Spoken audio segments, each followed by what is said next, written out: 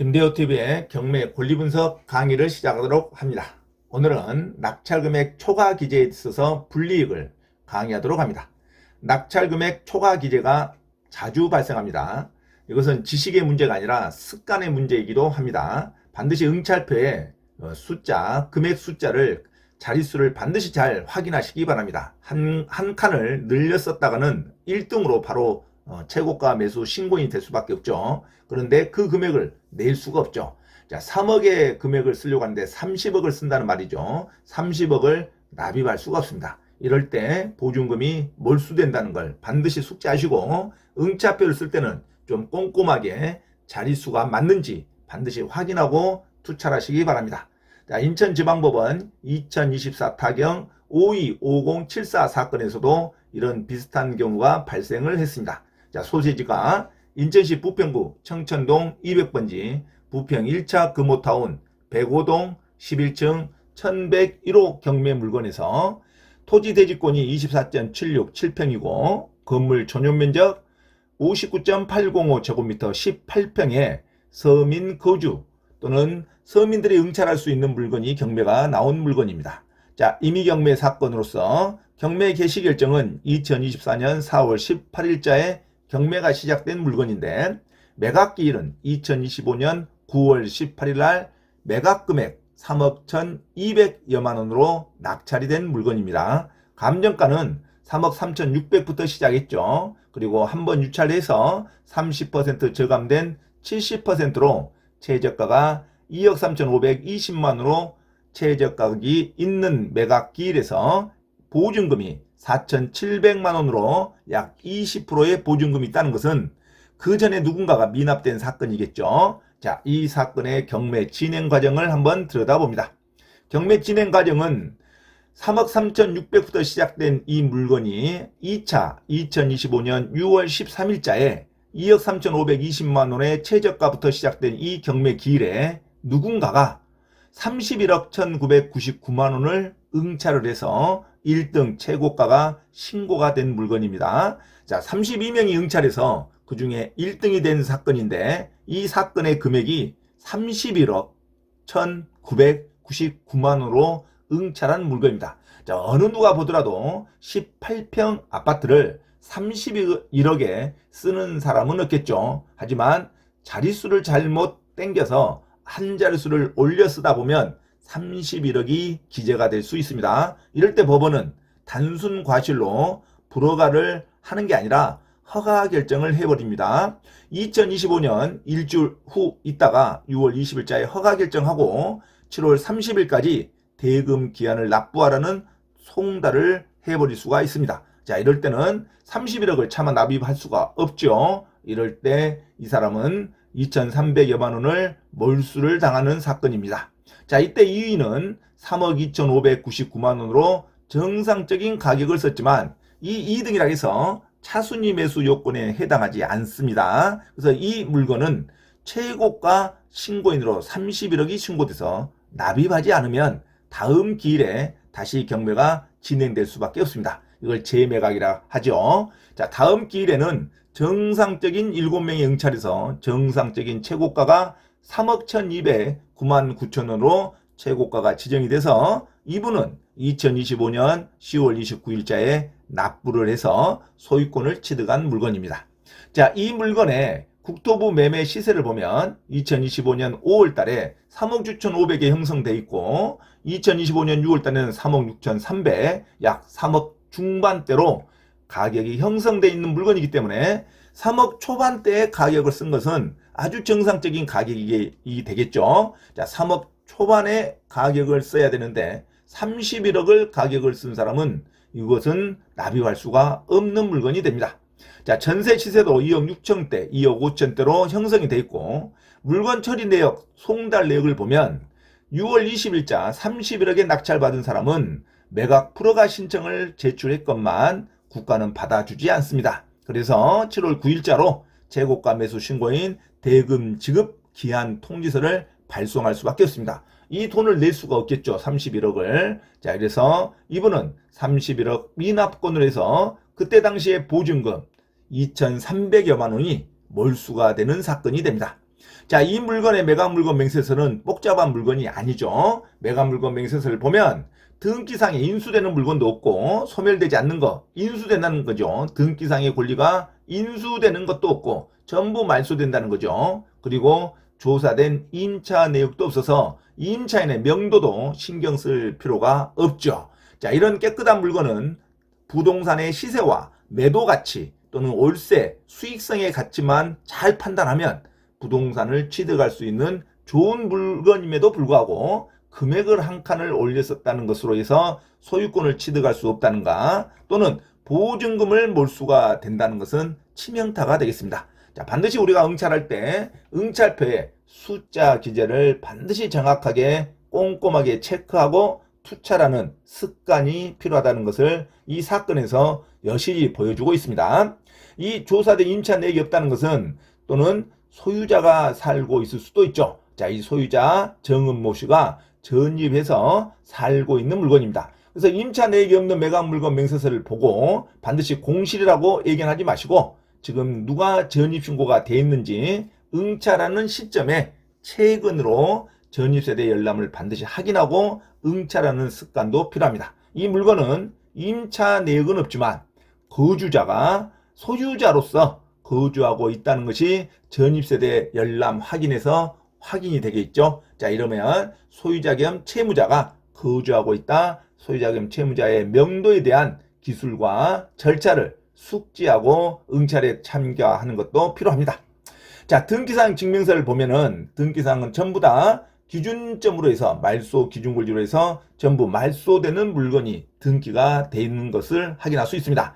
자, 2014년 10월 8일자에 소유권 이전 정은모 씨가 소유권을 취득해서 말소 기준권리 가장 먼저 근저당권이 접수가 되어 있는 2020년 4월 14일자를 기준으로 모든 등기가 말소되는 등기로 예상이 됩니다. 자, 이런 등기론 당연히 낙찰자에서는 등기상 인수할 수 있는 등기가 없죠. 아주 깨끗한 등기라고 그럽니다. 이 등기상에 말소되는 이 채권액을 낙찰자가 전부 금액을 높게 쓸 이유는 없죠. 등기상의 권리가 말소된다는 것은 후순위 권리자들도 등기상의 권리자가 배당을 받지 못하더라도 낙찰자에게 청구할 수 없다는 것을 말합니다. 이 채권자들은 개인 채무자 정은모 씨에게 부동산에서 배당받지 못하는 그 개인 채권이 없어지는 게 아니라 정은모 씨에게 개인적으로 추심할 수 있는 요건은 해당되죠. 하지만 낙찰자에게 등기상의 권리를 계속 주장할 수 없다는 말이 말소 기준권리, 말소 물건이라 그럽니다. 인수되는 등기가 하나도 없죠. 낙찰자로서는 이런 등기상의 권리를 잘 봐서 이런 물건을 응찰하는 것이 필요합니다. 등기상에 인수하는 물건이 있다는 것은 낙찰자에게는 불리하겠죠. 이 등기상의 말소 전부 되는 등기임에도 불구하고 이 본권 매각 2025년 6월 13일자 매각가를 31억 1999만 원의 고액을 응찰을 해서 대금을 미납한다는 것이 얼마나 뼈아픈 실수가 되는지, 아주 쉬운 물건임에도 불구하고 보증금 2,352만 원이라는 큰 돈을 몰수가 됐다는 것은 뼈아픈 실수가 되겠죠. 응찰표를 반드시 확인하고 자릿수를 한 칸을 올려서 썼다가는 바로 최고가 매수인이 지정되고 대금 납입 송달이 된다는 거, 그리고 그 대금을 낼 수가 없을 때는 보증금이 반드시 몰수가 된다는 거 숙지하시기 바랍니다. 다른 사건도 종종 나옵니다. 낙찰금액 초과 또 다른 사건, 아주 유명한 사건이죠. 서울 서부지방법원 사건 2024 타경 7.15 임의경매 사건에서 주소지는 서울시 은평구 진간동 1번지 은평 뉴타운 상림마을 616동 3층 303호에 아파트로서 토지 대지권이 65.952제곱미터 약 19.9평이고 건물 전용 면적은 84.84제곱미터로 25.6평의 일반적인 서민들이 주로 매수하는 그 물건 25평이면 4인 가족이 충분히 살 수 있는 아파트 면적이 되겠죠. 자, 경매가 2024년 3월 6일부터 시작되어 있는데 매각기일이 2025년 2월 4일 날 매각이 되는 물건입니다. 감정가는 8억부터 시작했지만 최저가가 6억 4천의 감정가 최저가에서 서울 지역은 한번 유찰되면 20%씩 저감이 되죠. 그래서 한번 유찰되면 서울 지역은 20%, 나머지 지역은 30% 저감을 원칙으로 합니다. 이때 보증금이 1억 2,800, 20%가 잡혀있다는 것은 누군가가 또 미납된 사건을 예상할 수 있죠. 자, 이럴 때 6억 6,883만원으로 낙찰된 물건입니다. 이 경매 물건 진행 과정을 살펴보면 2024년 10월 15일 날 1차 매각기일에 8억부터 시작된 가격이 유찰돼서 2차 2024년 11월 19일자에 6억 4천의 최저가의 경매 사건에서 무려 6,700억 원을 쓰는 사람이 발생을 했습니다. 자릿수를 3자리를 올려서 썼죠. 한 자리를 올렸어도 크나큰 금액이지만 3자리를 한꺼번에 올렸었다는 것은 6억대의 물건을 6천억의 물건으로 응찰했다는 거죠. 이건 납입할 수가 없습니다. 자, 6천억의 매각을 응찰했으면 누구나라 실수로 응찰했다고 예상이 되지만 국가는, 법원은 이 실수를 받아들이지 않습니다. 당연히 2024년 11월 26일자로 허가 결정을 내서 2025년 1월 6일까지 대금을 납입하라는 송달을 보냅니다. 당연히 이 응찰자는 6,700억 원을 어떻게 납입하겠습니까? 납입을 못하면 그때 당시에 보증금 6,400만 원이 미납된다는 겁니다. 6,400만 원 미납은 아주 큰 금액이죠. 6천만 원이면 자동차 값이 한 대입니다. 자동차 한 대를 날려버렸다고 생각하시면 됩니다. 그리고 다시 재매각을 해서 정상적으로 2025년 2월 4일 날 2명의 응찰에서 정상적인 금액을 쓰신 분이 6,680여만 원으로 1등으로 낙찰이 돼서 돈을 납입한 사건을 말합니다. 자, 이 사건은 물건이 약 2025년 9월 19일자 기준으로 7억 6천만 원의 매매가 형성이 돼 있고 매물로는 7억 9천만 원으로 매물이 나와 있는 이 부동산에 7억대 중반, 7억대 후반에 거래가 되는 물건을 6억대에 낙찰받으면 아주 정상적인 금액으로 낙찰받을 수 있는 기회를 갖고 있었음에도 불구하고 이 부동산을 소유할 수 없다는 것이 뼈아픈 실책이 되겠죠. 단순히 소유할 수 없다는 것을 떠나서 보증금이 몰수가 됐다는 거죠. 그래서 응찰표에 금액 자릿수를 반드시 확인하고 투찰하는 습관을 기르시기 바랍니다. 이것은 지식의 문제가 아니라 내가 응찰할 때의 하나의 습관, 숙달의 문제가 되겠습니다. 이런 사건이 됐으면 뼈아픈 실책이 예상이 됩니다. 보증금을 절대 돌려주지 않으니까.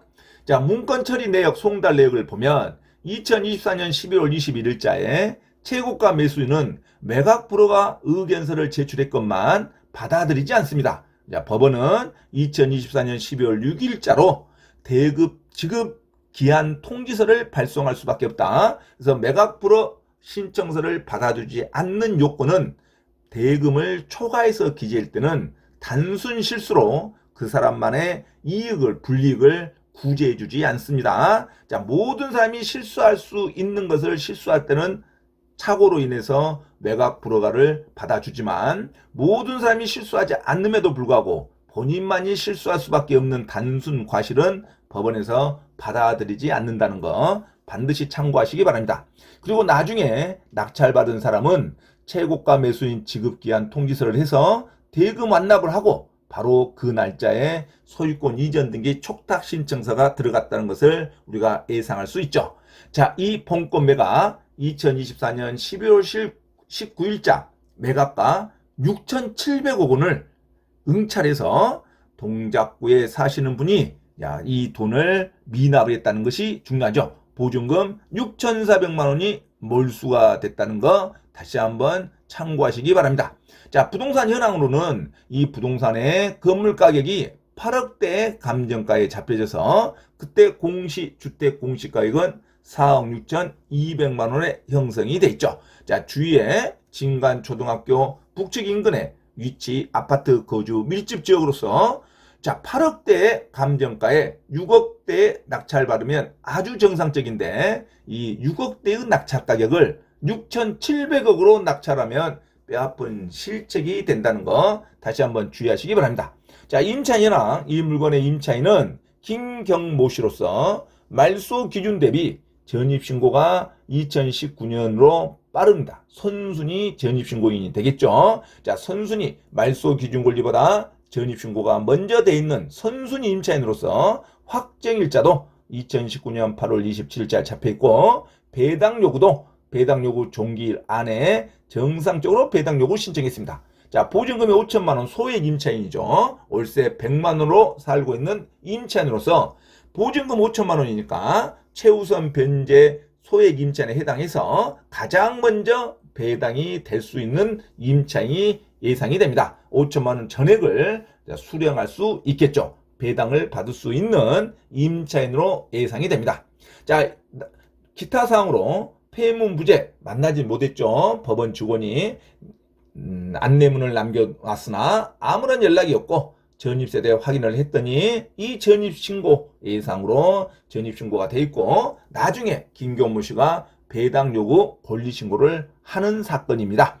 자, 등기사항 증명을 등기부를 보면 소유권 이전 등기하고 나서 2022년 4월 8일자 근저당권 1순위로 11억 4천만 원이 잡혀있는데 이 11억 4천만 원은 공동 담보 물건으로 예상이 되겠죠. 이 물건의 가치가 11억까지는 가질 않지만 공동 담보로 아마 잡았다는 걸로 예상이 됩니다. 하지만 공동 담보권자도 그 금액 전액을 이 물건으로 배당 신청을 할 수 있는 권리가 있기 때문에 11억 4천 최고가에서 가장 먼저 배당을 받을 수가 있습니다. 하지만 낙찰 금액이 11억까지 안 되더라도 그 밑에 있는 임차인은 소액 임차인으로서 전액을 가장 먼저 배당을 받을 수 있는 소액 임차인이 해당되기 때문에 김경모 씨는 주택 임차권 등기까지 하면서 이 권리를 보장을 받습니다. 나머지 등기는 전부 다 말소가 되겠죠. 이 금액 나머지 후순위 가압류권자나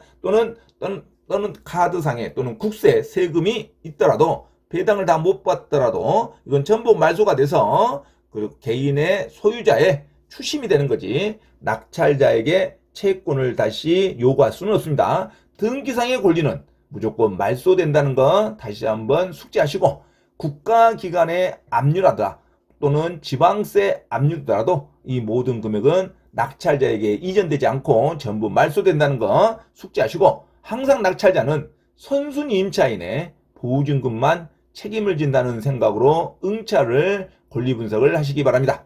지금 매각 허가에 의해서 소멸되지 않는 거, 자, 매수인에게 대항할 수 있는 을구 임차권 등기가 돼 있다는 것을 알려주죠. 자, 임차권 등기는 선순위 전입신고를 소급해서 인정되기 때문에 이 임차인이 근저당권보다 전입신고가 2019년 더 빠르죠. 자, 그래서 주택 임차권 등기는 선순위 임차권 등기로서 말소되지 않는다고 기재가 돼 있지만 이 임차인이 전액 변제가 되면 말소가 되겠죠. 임차인은 소액 임차인으로 전액 변제가 예상이 됩니다. 매각물건 맹세서에서는 임차권 등기는 말소되지 않을 수 있다고 안내를 해주만 변제되지 않을 때 전액이 매수인에게 인수한다고는 그렇지 전액이 변제되면 임차권 등기 선순위도 말소가 되겠죠. 자, 소액 임차인 범위 서울특별시 근저당권을 기준으로 이 물건의 근저당권 2022년 4월 8일자의 기준으로 보면 1억 5천만 원 계약까지 소액 임차인에 해당되니까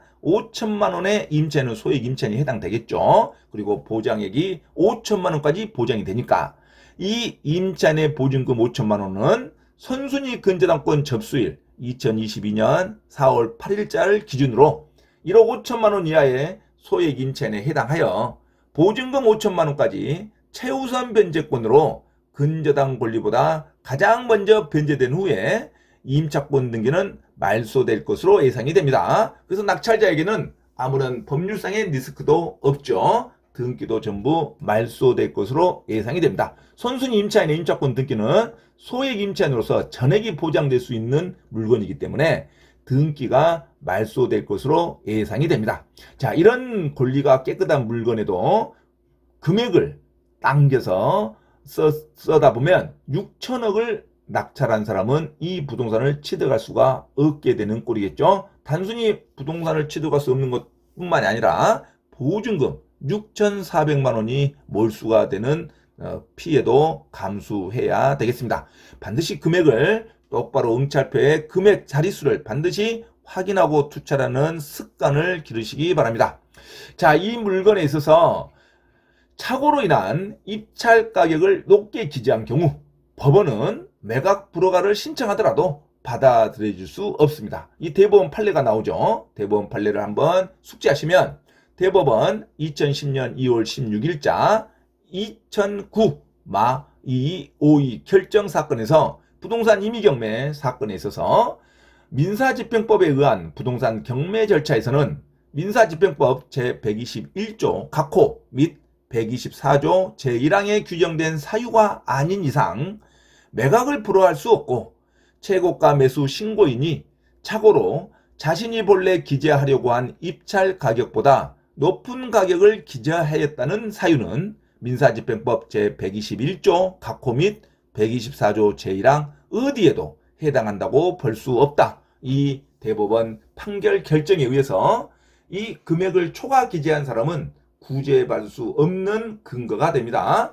응찰자는 경매 진행 후에 매각 불허가 신청서를 제출할 수밖에 없지만 법원 입장에서는 대법원의 확고한 판례로 입찰표 작성의 실수는 응찰자의 단순 과실로 인정하고 매각 불허가 사유에 해당하지 않습니다. 자, 법원은 그래서 잔금 납부 기한을 정하여 송달하고 최고가 매수인에게 기한을 송달할 수밖에 없습니다. 이때 응찰자는 잔금을 납부할 수 없게 되겠죠. 잔금을 납부하지 않고 계약을 포기할 때는 입찰 보증금은 몰수가 될 수밖에 없습니다. 자, 이래서 반드시 응찰표에 숫자를 반드시 확인하고 투철한다는 거 숙지하시기 바랍니다. 자, 이 물건에 있어서 2등으로 낙찰받은 사람은 차순위 매수인이 될 수 있냐? 차순위 매수 신고인 결정에 대한 규정을 보면 1항 최고가 매수 신고액에서 매수 신청 보증 금액을 뺀 금액을 넘는 금액으로 매수 신고를 한 사람으로서만 차순위 매수 신고를 한 것으로 인정하기 때문에 차순위 매수 신고를 한 사람을 차순위 매수 신고인으로 한다. 이 요건에 의해서 차순위 매수가 되지 않을 수가 있습니다. 2항 차순위 매수 요건에 해당하는 자는 매각기일 종결 전까지 차순위 매수 신고인 결정을 경매 집행관에게 신고하여야 됩니다. 그래서 차순위 매수 요건에 해당하더라도 그 기일에 차순위 매수를 안 하겠다 하면 차순위 매수 지정이 안 됩니다. 본인이 하겠다 해야 하는 겁니다. 자, 초과 금액 사례 1에서 매각된 경매 물건 제2순위자는 초과 금액으로 낙찰된 금액에서 보증금만을 뺀 금액에 해당되지 않으므로 차순위 매수 신고인으로 지정될 수 없습니다. 초과 금액 낙찰자가 31억 1,999만 원으로 응찰했으면 그때 당시에 보증금에 2,352만 원을 빼면 30억 9천여만 원이 나오죠. 30억 9천여만 원으로 낙찰한 사람만이 차순위 매수 신고인이 됩니다. 그런데 이때 2순위자 금액은 2순위자는 정상적으로 금액을 응찰을 했죠. 그래서 3억 2,599만 원으로 2순위자가 된 자는 31억 1등과 너무 차이가 많이 나죠. 보증 금액을 뺀 금액에 도달하지 못하기 때문에 이 요건 30억 9,600만 원에 미치지 못하기 때문에 2등이 됐다 해서 무조건 차순위 매수 신고자가 될 수가 없습니다. 그래서 금액을 초과해서 응찰하는 그 물건에 있어서는 2등이 차순위 매수자 요건에 해당하지 않기 때문에 2등에게도 기회가 주어지지 않습니다. 다시 경매를 진행할 수밖에 없다는 말이죠. 자, 차순위 매수 신고인은 무조건 2등이 되는 게 아니라 1등에서 그 당시에 보증 금액을 뺀 금액을 넘을 때에만 차순위 매수 신고 요건이 주어진다는 거 다시 한번 숙지하시기 바랍니다. 자, 반드시 이 사건 차순위 금액이 아니고 최고가 낙찰 금액 초과로 응찰했을 때 보증금을 몰수가 될 수밖에 없다는 거, 금액을 납입할 수 없어서 보증금액을 몰수 당한다는 이 경매 사건 낙찰 금액 초과에 있어서의 주의하실 반드시 하시고 응찰에 참여하시기 바랍니다. 이상 경매 권리 분석 낙찰 금액 초과에 관한 불이익을 강의해 드렸습니다. 반드시 내용을 숙지하시고 응찰표를 꼼꼼히 들여다보는 습관을 가지시기 바랍니다. 감사합니다.